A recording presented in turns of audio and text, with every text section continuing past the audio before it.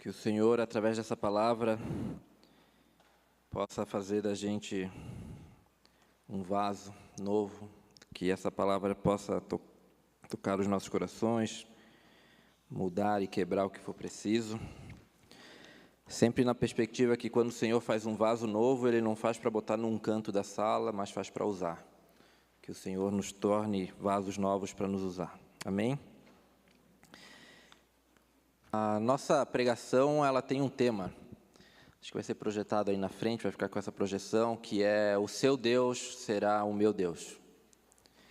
A gente, quando pega a Bíblia, a gente encontra várias histórias, vários relatos, e essas histórias, por vezes, têm feitos gigantescos, né? A gente vê um cara igual Moisés, que abre o mar, ou a gente vê um cara igual Noé, que de repente faz uma grande arca, bota todos os animais. E a gente vai vendo um movimento de grandes povos e guerras e tudo mais, e histórias que às vezes ficam até um pouco longe do nosso dia a dia, da nossa realidade. Mas, folheando a Bíblia, de repente a gente vira a página e também a gente se depara com um singelo livro bíblico de 4 capítulos, onde conta uma simples história, onde tem como ponto central 2 viúvas e um fazendeiro num vilarejo, numa cidadezinha pequena. E essa é a história de uma estrangeira. Essa é a história de Ruth. Uma história tão comum, agora sim, quanto a minha e a tua.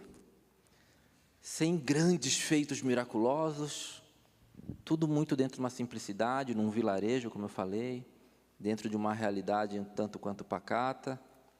Essa é a história de Ruth. E é essa história que hoje eu quero compartilhar com vocês. A gente vai caminhar pelo livro de Ruth. São só 4 capítulos, então fique tranquilo, tá? Se eu fosse fazer isso aqui, sei lá, né? Vamos falar hoje sobre o livro de Isaías, a gente ia ficar um bom tempo aqui, mas são 4 capítulos.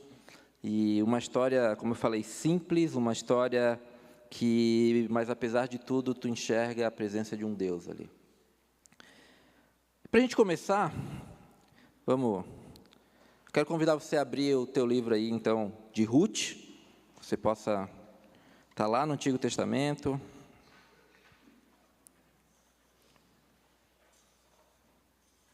Ruth, ela é o centro desse livro. Ele tem esse título, não foi ela que escreveu esse livro, tá? A princípio, quem escreve esse livro é um cara chamado Pérez. Escreve para lembrar um rei aí, que depois a gente vai falar sobre ele. Esse livro é de Ruth, mas ele não começa com Ruth. Ele começa contando a história de uma mulher chamada Noemi. E é mais ou menos assim, eu vou ler aqui na Nova Versão Transformadora. Eu vou ler agora do 1 até o 5, onde fala que nos dias em que os juízes governavam Israel, houve grande fome na terra. Por isso, um homem deixou seu lar em Belém de Judá e foi morar na terra de Moabe, levando consigo esposa e os 2 filhos. O homem se chamava Elimeleque e a sua esposa Noemi. Os filhos se chamavam Malom e Quilion. Eram Eufrates de Belém de Judá. Quando chegaram a Moabe, estabeleceram-se ali. Elimeleque morreu, e Noemi ficou com os 2 filhos. Eles se casaram com mulheres moabitas, que se chamavam Ruth e Orfa. Cerca de 10 anos depois, Malom e Quilion, que eram os filhos de Noemi, também morreram. Noemi ficou sozinha, sem os 2 filhos e sem o marido. Até aqui. Quando a gente vai contar uma história, a gente precisa entender aonde isso se passa. Qual que é o contexto dessa história? Que tempo é esse de juízes? O que eles estão falando? Então, me permitam aqui dar uma explicação até a gente chegar... Onde é que está essa história? Se a gente pega a nossa Bíblia, ela tem partes, etapas. Se a gente pega a nossa Bíblia ali em Gênesis, essa é a parte da criação. Mas logo a gente entra, então, na etapa que a gente fala dos patriarcas, na era dos patriarcas. E o primeiro é Abraão. Abraão é aquele cara que Deus chama e fala: Abraão, vem cá, sai da tua terra e eu vou fazer de ti uma grande nação. Abraão é tio de um cara chamado, quem lembra? Martin, tu não vale? Tem teologia? Não, não vai. Quem lembra de quem que Abraão era tio? Ló. Abraão é tio de um cara chamado Ló. Marquem esse nome, Ló. Mas Abraão também teve um filho, o filho da promessa. Lembra que foi levado até para sacrificar, em cima da hora Deus falou, não, não faz isso, que é Isaac. Isaac também tem um filho, um cara chamado Jacó, que muitos começam a chamar ele de Israel, Deus passa a chamar ele de Israel, era uma pessoa. Esse nome na Bíblia começa com o nome de uma pessoa, Jacó é Israel. Israel vai ter um filho que eles diziam ser o seu preferido, José. José é aquele cara que os outros irmãos, por ciúme, vendem ele. Mas no fim da sua história, ele vira o braço direito do faraó no Egito. Imagina uma nação como o Egito, tão poderosa, onde acima de você só tem o faraó, e você é o braço direito, e lá está José. Percebam uma história que vem caminhando, Abraão, que é tio de Ló, lembrem disso. Depois ele tem seu filho Isaac, Jacó, que tem seu filho José, que agora é o braço direito do faraó no Egito. Mas José morreu. Esse faraó, que era amigo dele, era o braço direito, também vem a falecer. E o povo egípcio e o novo faraó, e vai passando gerações, eles olham para aqueles hebreus, para aquela quantidade de pessoa que está morando ali, né, porque junto com José veio sua parentela, eles já são muitos. O que a gente faz se eles são muitos? Se são, de repente, para nós uma ameaça, vamos escravizar eles. Eles são escravizados. E aí Deus levanta um cara chamado Moisés, para libertar o povo do Egito. Até aqui tudo bem? Moisés liberta o povo do Egito, abre o mar, atravessa o mar, fica 40 anos perambulando pelo deserto, uma viagem que dava para fazer em alguns meses, mas o povo foi desobediente, e chegou a hora de entrar na terra prometida. Pobre do Moisés, não entrou. Na hora de entrar, Deus fala, Moisés, tu vai ficar. Eu não sei se isso é ruim, porque Moisés dali morreu e foi para a glória também, né? Não sei se existe lugar melhor do que estar perto do Pai. Aí, quem entra então no Egito? Josué. No Egito não, na terra prometida. Ele entra. E aí ele começa a ter que organizar o povo. Entrou muita gente nessa terra prometida.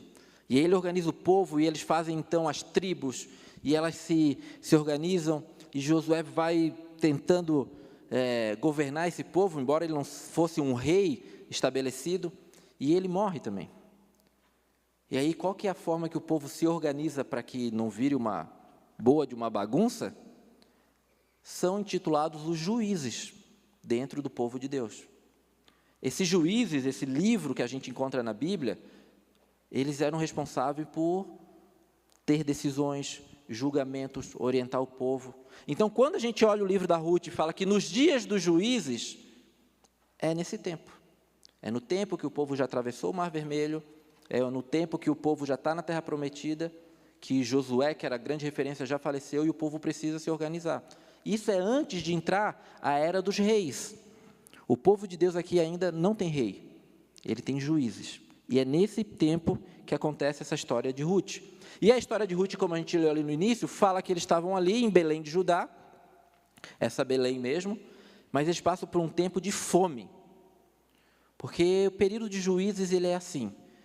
Ora o povo é temente ao Senhor e tudo vai muito bem, ora o povo é largado à própria sorte pela sua desobediência e perde guerras, perde terras, passa fome. E eles estão vivendo um tempo de fome. Curiosa ou ironicamente, eles estão passando fome numa terra chamada Belém, que significa, sabe o quê? Em hebraico, casa do pão. Ninguém chamava e ninguém dava o nome só por dar o nome. Hoje em dia é mais assim, né? A gente não sei, a gente não tem tanto assim, vou chamar meu filho porque isso representa tal coisa. Às vezes é porque o som é bonito, né?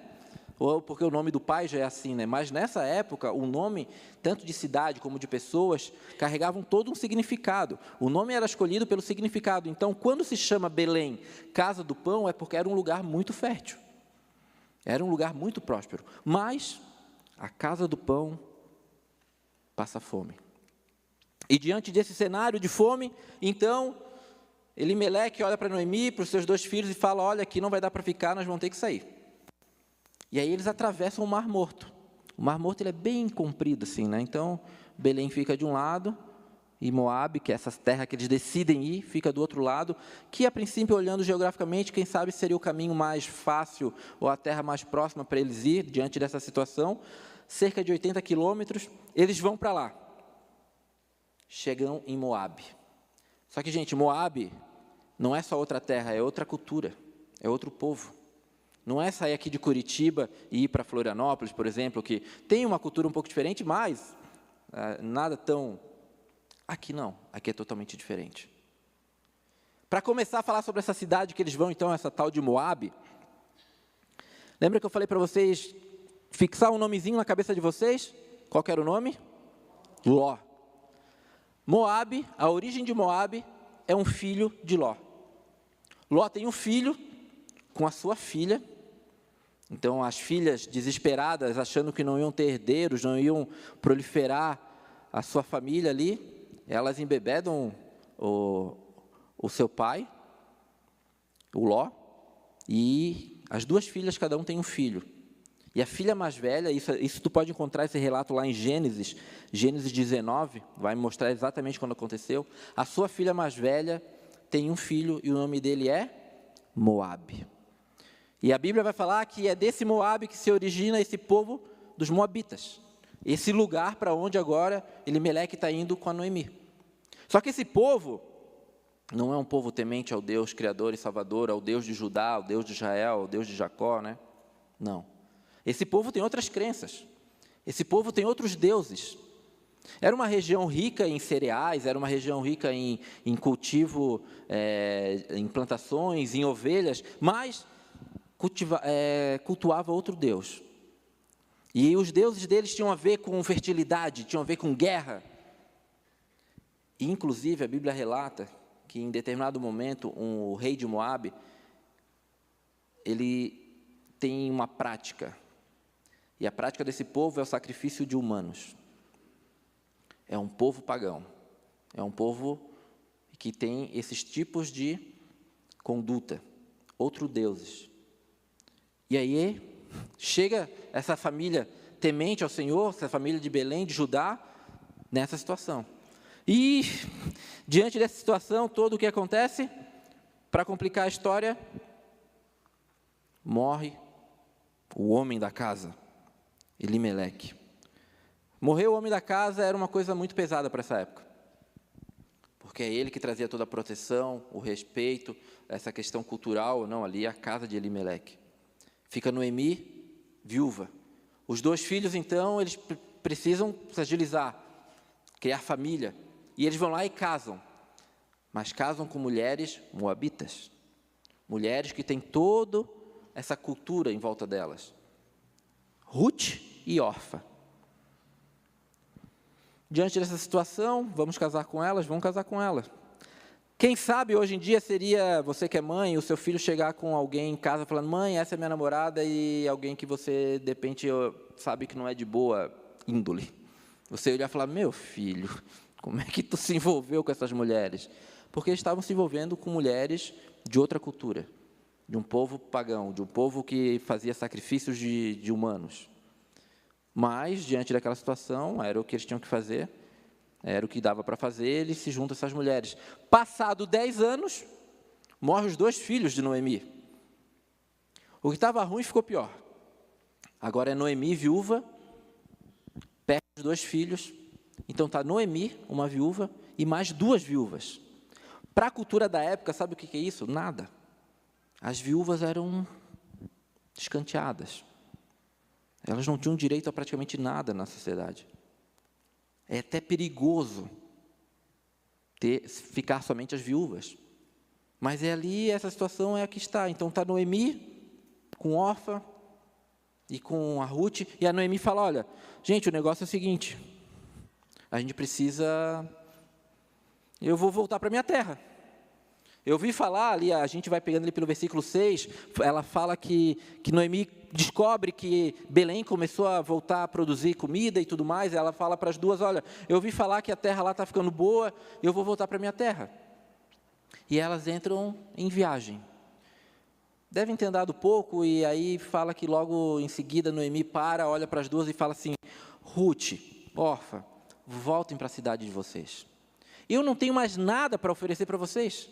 Eu sou uma viúva. Eu não posso mais dar um filho para vocês casar. E se eu fosse ter um filho agora, até vocês esperarem ele ficar grande para vocês casar, esse tempo não bate. Voltem para a casa de vocês, voltem para Moabe. E ali elas começam a entrar em grande choro. Mas diante desse choro, diante desse momento de decisão, Orfa, uma dessas viúvas, uma dessas noras, olha para Noemi e fala: eu vou embora. E ela volta para Moabe. E aí a Ruth, diante daquela situação, a Ruth não vai embora. A Ruth fica. E aí Noemi olha para Ruth e insiste, fala: Ruth, volta para o teu povo, Ruth. Eu não tenho nada para te oferecer. E ali no versículo 15, é a cartada final de Noemi. Noemi olha para Ruth, capítulo 2, versículo 15, ela vai falar o seguinte, capítulo 1, versículo 15, desculpa.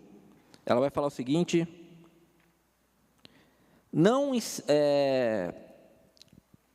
14. Então choraram juntas mais uma vez, Orfa se despediu de sua sogra com um beijo, mas Ruth se apegou firmemente a Noemi. Aí no 15, então, olhe, sua cunhada voltou para o povo e para os deuses de lá.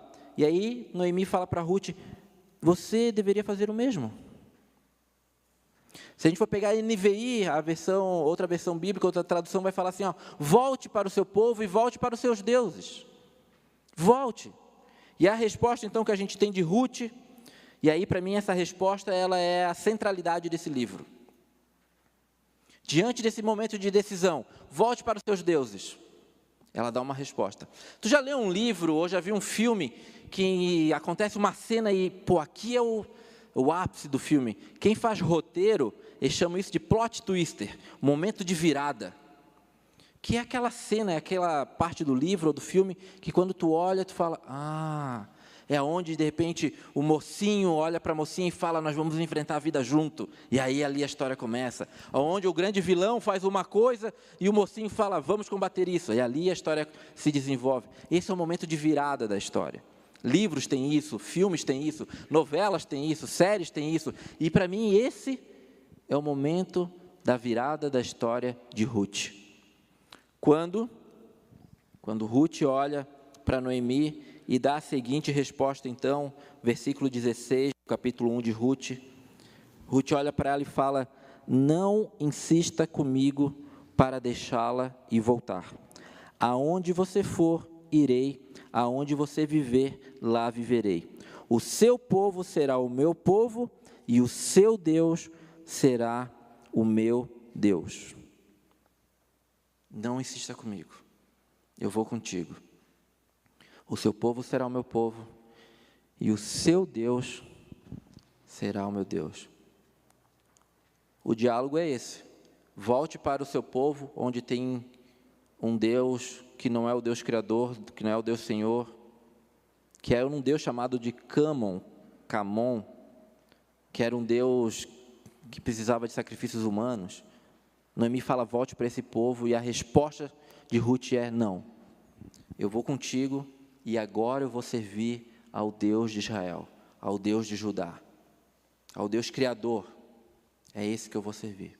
Sabe, gente, olhando para essa parte da história, a Ruth já me ensina uma coisa: uma vida com Deus precisa de uma decisão. Uma vida com Deus, ela necessita de momentos de decisão. É esse Deus que eu vou seguir. É esse Deus que eu vou andar. Só que quando a gente toma uma decisão, que é esse Deus que eu vou seguir, escolhas são renúncias. Essa é a vida, já diria Charlie Brown Jr., mas isso é uma banda. Escolhas são renúncias. Ruth renuncia toda a cultura moabita, os deuses moabitas, para seguir o Deus de verdade, seguir Noemi. Como têm sido as nossas escolhas diante desse Deus? Ele é só mais uma cultura? Ele é só mais um rito de domingo? Ou ele é uma decisão na minha vida? E o que eu tenho que abrir mão, então, Dudu? Assim como Ruth, para seguir esse Deus, para tomar essa decisão?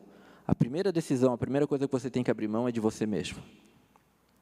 Porque não sou mais eu que vivo, mas Cristo vive em mim, diz a palavra. Essa decisão requer que a primeira coisa que eu abra mão seja desse Deus que está aqui dentro, desse ego. E Ruth faz isso. Diante daquele cenário, ela segue Noemi. Só que essa volta não foi fácil, bonitinha. Chega Noemi na sua terra 10 anos depois, pelo menos. E aí conta a história que algumas mulheres já olham e falam, essa aí é a Noemi? Então, gente, se existe uma coisa que é antiga e velha, é fofoca, tá? A Bíblia deixa claro. Noemi está voltando, essa aí é aquela Noemi, é a Noemi aquela lá? É essa Noemi. E aí a Noemi está tão triste, está tão decepcionada com tudo, porque perdeu o marido, o filho, que ela fala assim, ó, não me chamem mais de Noemi, me chamem de Mara. Alguém aqui se chama Mara? Ai, que bom que não. Quer ser um pouquinho constrangedor, porque segundo Noemi ela fala, me chamem de Mara porque a minha vida é amarga. Esse era o significado de Mara. Se você conhece alguém que chame de Mara, não fale isso para ela, tá, gente? Hoje em dia é porque o nome é bonito, tá? Não vai... Eu fui na igreja, sabia que o cara falou que teu nome é amarga? Não, tá? Vai criar uma confusão que não precisa. Mas Noemi fala, me chame de Mara porque a minha vida é amarga. Não está valendo. Ela vai falar, Deus pesou a mão contra mim. E aí ela retorna. Retorna a ela, 2 viúvas. Perigosíssima essa viagem que elas fizeram, só em 2 mulheres. Porque não tinha nada de segurança pública, nada disso. Mas elas voltam. E quando elas voltam, Ruth tem que tomar uma decisão. Ruth fala para Noemi, Noemi, eu vou andar aí pelas plantações e o que tiver no chão eu vou pegar. A gente precisa sobreviver.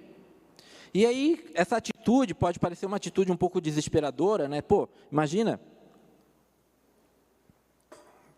eu vou andar no meio da colheita, o que tiver... Não, isso era uma lei.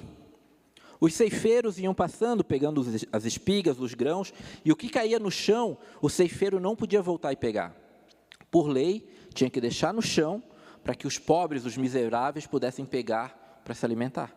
Era uma forma, era quase que fosse um plano social, uma ordem social, para que a miséria fosse um pouquinho aí, quem sabe, não tão severa.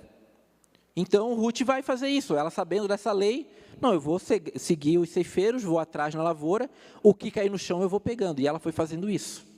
Mas ela não sabia que essa lavoura era de um tal de Boaz, um cara chamado Boaz. E esse Boaz olha para ela e trata ela bem. E ela está pensando em ir para outra lavoura, e ele fala, não, fique aqui. Não corra o risco de ir para outra lavoura, que podem acontecer coisas ruins para você. Eu vou dar ordem aqui para os meus trabalhadores, para ninguém mexer em você. Porque esse era o perigo de uma viúva na sociedade. De ser abusada a qualquer hora. De ser violentada a qualquer hora. E ele fala, aqui não vai acontecer nada contigo.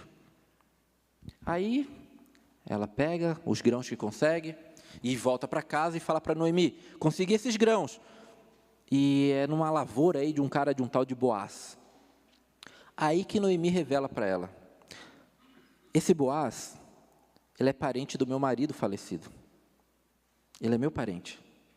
E era um cara era uma região pequena, mas era um cara que tinha uma boa condição, era um rico. Para aquele pequeno vilarejo, mas ele era um rico. Quando ela fala isso para Noemi, opa, alguma coisa pode mudar. Por quê? Por lei também, quando uma mulher ficava viúva, o irmão do cara, ou um parente mais próximo, tinha que resgatar a viúva, justamente para ela não ficar à mercê da sociedade. Então, diante dessa situação, tem aí uma chance de Ruth e Noemi ser resgatada por esse tal de Boaz. Por lei, isso era lei. Isso não era faz aí porque a gente é bom. Não, era lei. E aí, Noemi, então, dá uns conselhos para Ruth. Não estranhe esses conselhos, tá, gente? Não estranhe esses conselhos, porque são conselhos, digamos assim, da época. Noemi chega, então, para Ruth e fala assim, Ruth, o Marte está rindo, já sabe como é que é esse conselho, né? É que hoje em dia vai parecer meio pejorativo, mas é cultural, tá? Ela chega para Ruth e fala assim, Ruth, toma um belo banho, põe um belo... segura a risada aí, mulher. Toma um belo vestido, passa um bom perfume e vai à noite na eira, onde vai estar lá Boaz separando os grãos. Deixa ele comer, deixa ele beber, e a hora que ele deitar, vá lá, descubra o seu pé e deite do lado dele. Que conselho, hein? Imagina se a gente faz hoje em dia isso, com uma filha, conselho tutelar no outro dia em casa. Esse era o conselho. Por quê? Porque ela tinha direito a esse resgate. Essa era uma forma da mulher chegar para Boaz e falar assim: Boaz, case-se comigo, me resgate. Então, a Noemi se arruma para um casamento praticamente, como se fosse uma noiva. E vai à noite na eira de Boaz, onde ele está separando os grãos, espera ele comer, ele beber, espera ele deitar e deita do lado dele. E Ruth, então, diante dessa, deitada com ele, fala: Senhor, lance a sua capa sobre mim. Num português bem dito, ela está falando: case-se comigo. E ela vai falar: lance a sua capa sobre mim e me resgate. Boaz fala: quem é você, mulher? Ele fala: eu sou Ruth, sou viúva, nora de Noemi. E aí Boaz sabe: sim, eu tenho um parentesco com Noemi. Então Boaz segue esse caminho. No meio do caminho tinha outro parente, que tinha o direito também de resgatar elas. Mas ele não quis. Eles vão tipo num tribunal, e lá ele não quis. Então Boaz está com acesso permitido diante da lei dos homens de poder resgatar essas duas. E assim ele faz. Ele resgata Noemi, ele resgata Ruth, ele então casa-se com Ruth. Então toda aquela história de desespero, de choro, de tudo que estava acontecendo, uau, mudou. Duas viúvas, não mais. Agora Ruth está casada com um homem de propriedades, um homem que admirava ela, porque em um determinado momento Boaz vai falar: eu estou ouvindo a tua história por aí, Ruth, o quanto você é fiel à sua sogra. Hein? Que história bonita, hein? Como Deus é poderoso, hein? Uma nora que ama a sua sogra, hein? Eita! Se tem risada é porque tem história também por aí, né? E aí ele fala: isso é admirável. Então ela está casada com esse homem que admira ela. Noemi está junto. Mas, para a coisa ficar melhor ainda, Ruth, então, tem um filho. Caraca, meu. A Noemi, a viúva, agora é vovó. E quem é vó sabe o que é bom, hein? Eu vim de férias agora, meu Deus do céu. Minha filha com as avós estava... A minha filha, quando está aqui com a gente, a hora de dormir, né? 7h30, 8h vão para a cama. Nas férias com a avó. Eu deitado na cama, 1h da manhã, entrava ela no quarto. Vou dormir, pai. Era assim. Eu falava: meu, tá com a avó, então fica com a avó. E tinha dia que não voltava para o quarto e dormia com a avó, e aquela bagunça. Porque vó é bom, né? Dizem que vó é mãe com açúcar, alguma coisa do tipo, né? Dá umas estragadas na rotina, o pai fica um pouco brabo? Fica, mas faz parte da rotina também, né? Faz parte da história. Noemi agora é vó. A Ruth, a viúva, agora é mãe. E aí a gente vê um Deus que cuida da história. E aí a gente vê a presença de um Deus que cuida. Apesar das dores. Apesar dos tropeços, apesar dos golpes que a gente recebe na vida. Um Deus que cuida. E aí a gente aprende também com essa história aqui, gente. Dias ruins vão vir para todos. Mateus, lá no Evangelho de Mateus, vai falar que o sol levanta e brilha para justos e injustos, que a chuva cai para justos e injustos. E é assim, não é porque tu vem na igreja, que tu serve ao Senhor, que não vão acontecer dias ruins, acontecem. Mas não perca a esperança de que, apesar de dias ruins, existe um Deus que cuida dessa história. E esse Deus é presente na história dessas duas. E aí a Ruth tem um filho chamado Obed. Nem sei se fala exatamente assim, mas é assim que se escreve, Obed. E essa história que parece tão bonita e tão magnífica, que tu fala assim: pô, olha só que legal, agora ela, né, é mãe. Vejam como Deus é Deus da história. No final do livro de Ruth, já estamos lá no capítulo 4, vai falar o seguinte, que Noemi está super feliz da vida, que agora é vó, pega o filho no braço, cuida desse filho. Só que a história continua. Esse Obed, ele cresce, se casa, e adivinha, também tem um filho. Olha só, agora a história das duas viúvas que não tinham nada, agora uma que era mãe, Ruth, também é vó. E a Noemi, então, que era avó, agora já é bisavó. Para quem não tinha nada, olha só que história bonita. E esse Obed, esse filho de Ruth, tem um filho chamado Jessé. Então agora Ruth é vovó de Jessé. Mas para a gente entender que quando Deus faz coisas, a minha vida e a tua vida não é o centro da obra de Deus. Não é tudo por causa de mim e de você. Deus tem uma obra maravilhosa, grandiosa, onde por vezes nós só somos uma ferramenta dentro dessa história grandiosa. Sabe por quê? Porque esse Jessé também tem um filho. Agora eu já não sei se Noemi está viva para ser tataravó, mas Ruth está viva para ser bisavó. Sabe qual é o nome desse filho? Desse tal de Jessé? Davi. Sim, o rei Davi. O rei Davi, o homem segundo o coração de Deus.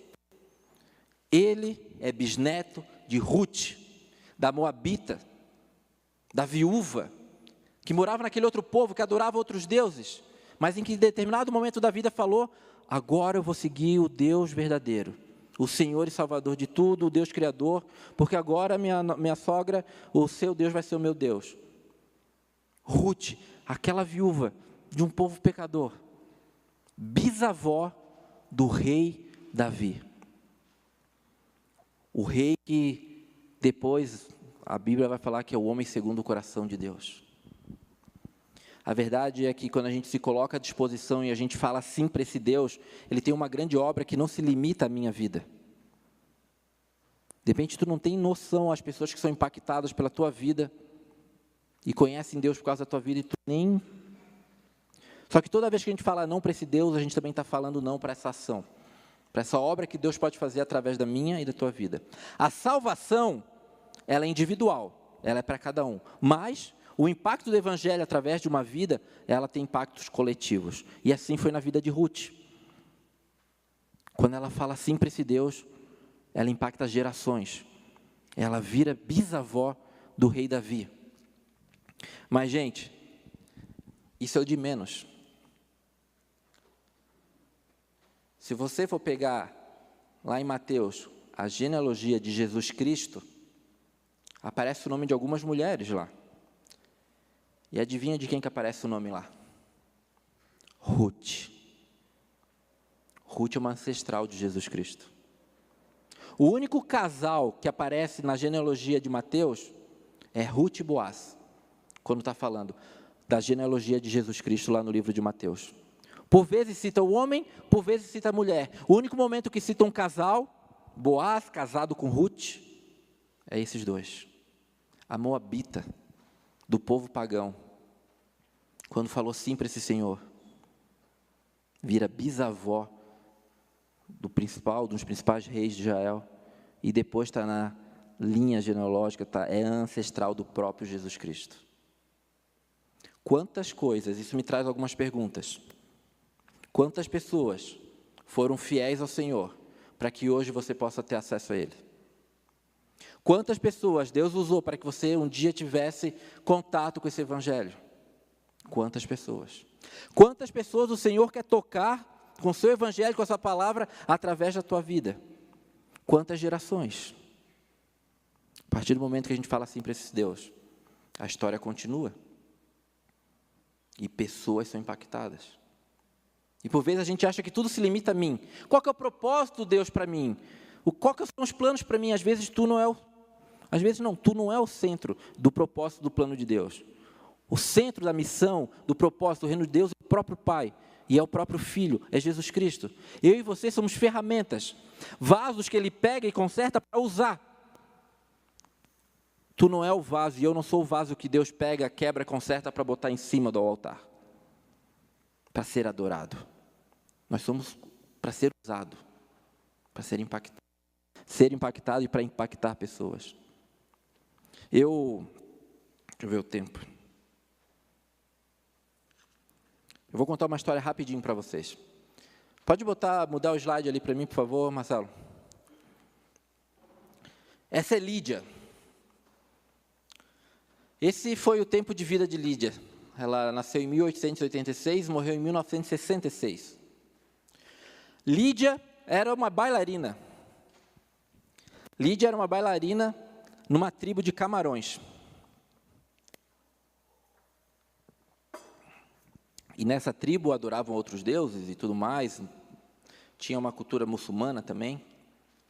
Mas um dia, um homem, através de um projeto missionário chamado Basileia, sai da Alemanha. Vejam só, um pastor luterano. Às vezes o pessoal fala, né, os luteranos não fazem nada, são tão, né, uma igreja. Um pastor luterano, em meados ali de 1900, sai da Alemanha e vai fazer missão em Camarões. E lá ele começa a evangelizar. E o evangelho chega até essa pessoa, chega até Lídia. E Lídia é batizada por esse pastor. Esse pastor se chamava Martin Gering. Pelo sobrenome, pelas datas, não é esse Martin, tá? Não confunda, depois vão perguntar para ele no final do culto ali, né, Martin? Como é que foi lá? Não. Mas o Martin vai conhecer parte dessa história depois.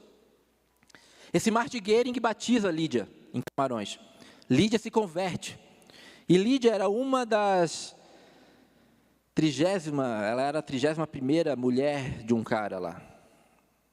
Porque essa era a cultura. Lídia, passado determinado tempo, começa a sofrer perseguições lá na tribo, porque ela virou uma cristã. Mas ela persiste. E essa persistência, Lídia, na verdade, vira uma evangelizadora itinerante.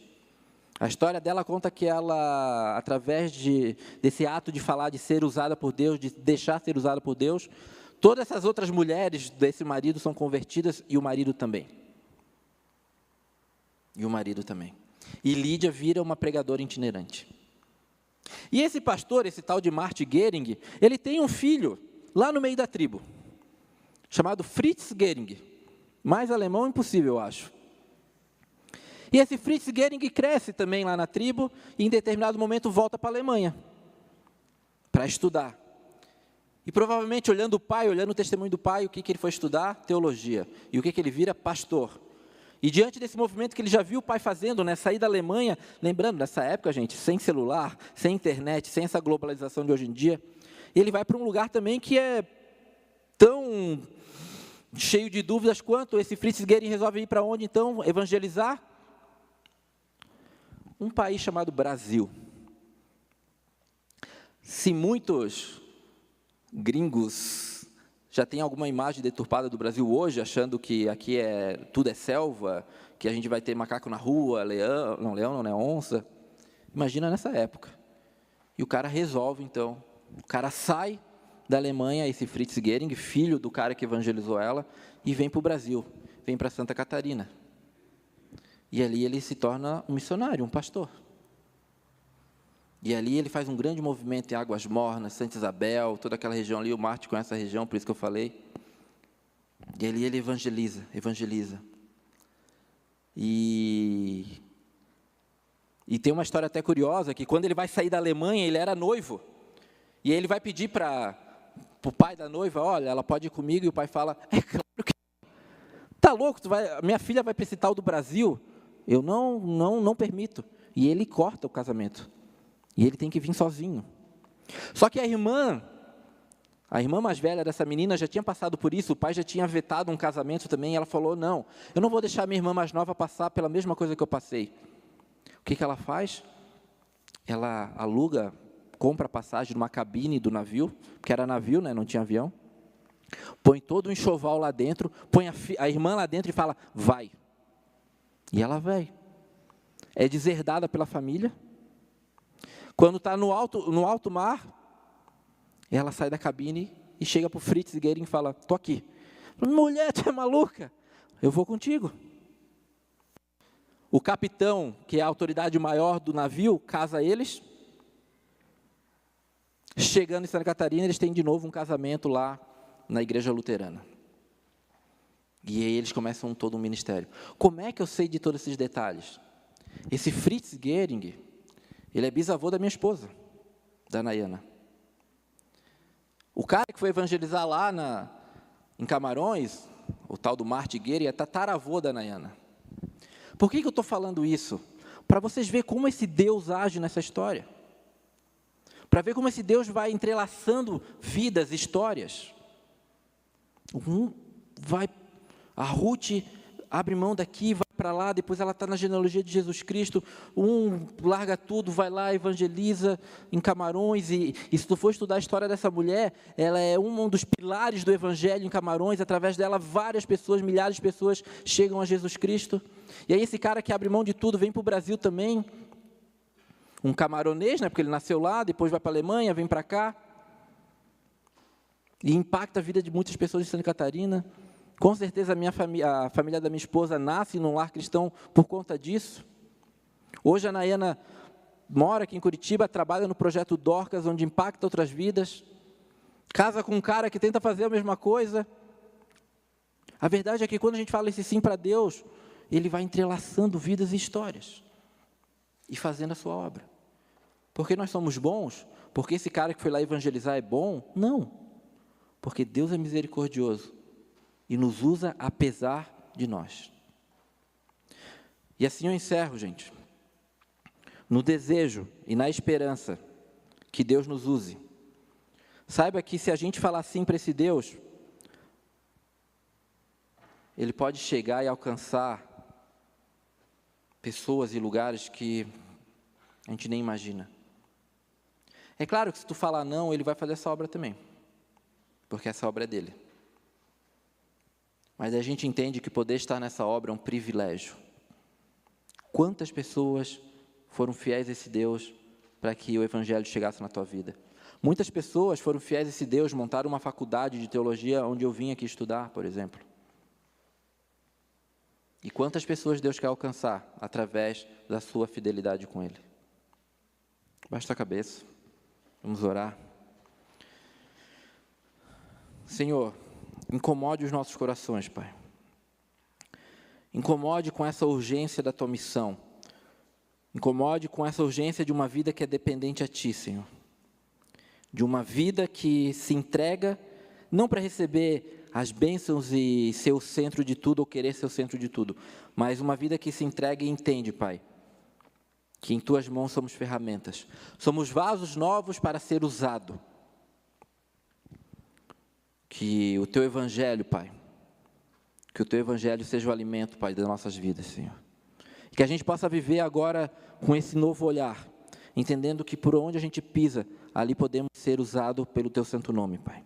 Assim como o Senhor usou Ruth, Noemi, assim como o Senhor usou Martin Gehring, Fritz Gehring, assim como o Senhor me usa, assim como o Senhor usa cada um que está aqui, Pai. Que a Tua obra possa, através da Tua misericórdia, ser e continuar a ser escrita por essa igreja do Redentor, Pai.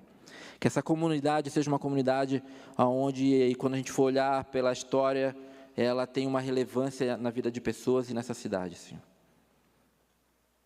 Que através da Tua graça e misericórdia a gente possa viver isso. Em nome de Jesus. Amém.